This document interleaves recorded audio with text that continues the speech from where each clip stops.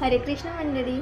तर तुम्हा सर्वांना माहीतच असेल की मार्गशीर्ष महिना हा 21 नोव्हेंबरपासून सुरू झाला आहे. मार्गशीर्ष महिना हा अत्यंत शुभ महिना मानला जातो, कारण स्वयं भगवान कृष्ण अर्थातच स्वयं भगवान श्री हरी विष्णूंचा हा अत्यंत प्रिय महिना आहे. भगवद्गीतेमध्ये श्रीकृष्णने स्वतःला हा मासांना मार्गशीर्षहम म्हणजेच सर्व महिन्यांमध्ये मी मार्गशीर्ष महिना आहे असे म्हटले आहे. या महिन्यात आपण देवी लक्ष्मींची आणि श्रीहरी विष्णूंची उपासना करून आपल्या जीवनात सुख आणि समाधानी आणू शकतो. पूर्ण महिनाच महत्त्वाचा असून ह्या महिन्यात येणारे प्रत्येक गुरुवार आपण देवी लक्ष्मीचे उपास आणि पूजन केल्याने आपल्या जीवनातले आर्थिक संकट दूर होऊ शकतात.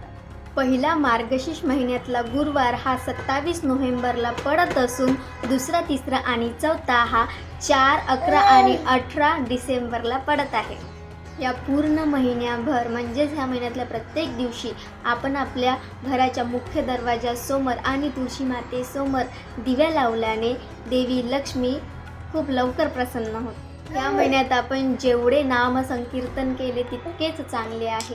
या महिन्यात रोज किमान 108 वेळा तरी ओम नमो भगवते वासुदेवाय नमः ह्या मंत्राचा जप केला पाहिजे.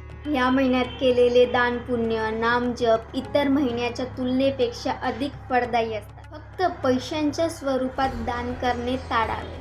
ह्या श्रीकृष्णने श्रीकृष्णाने अर्जुनला गीतेचं ज्ञान दिलं आहे, म्हणूनच या महिन्यात गीता जयंतीसुद्धा येते आणि म्हणूनच ह्या महिन्यात श्री भगवद्गीतेचं पाठ करणे सुद्धा खूप जास्त शुभ आहे.